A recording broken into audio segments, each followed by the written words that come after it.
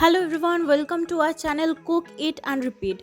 Today I'll share how to make Basanti Pulao. For that we need Gobindobhog Chal যেটা ভালো করে ধুয়ে জল ঝরিয়ে রাখতে হবে। Then ghee। এখানে আমি 1 কেজি চালের জন্য ঘি নেব 50 grams। এবার একে একে অ্যাড করে নেব তেজপাতা, এলাচ, দুটো স্লাইস অনিয়ন,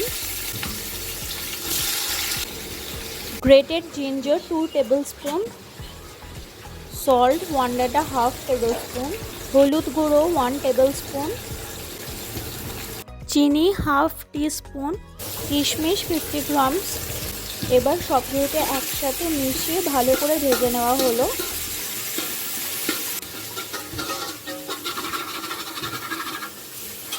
এবার আস্তে আস্তে গোবিন্দভোগ চালটা অ্যাড করে নেব। সবটা একসাথে অ্যাড করলে আমাদের মেশাতে অসুবিধা হতে পারে, তাই জন্য আস্তে আস্তেই নেব। এবার সবগুলোকে একসাথে ভেজে নেব ফর 10 মিনিটস।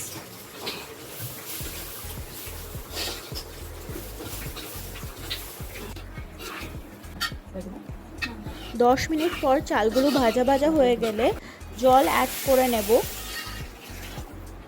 এবার সবগুলোকে একসাথে মিশিয়ে নেওয়া হলো ভালো করে।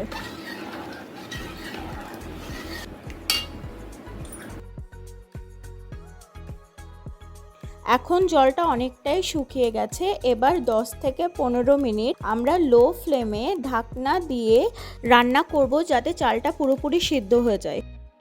এবার 10 থেকে 15 মিনিট পর এটা পুরোপুরি রেডি।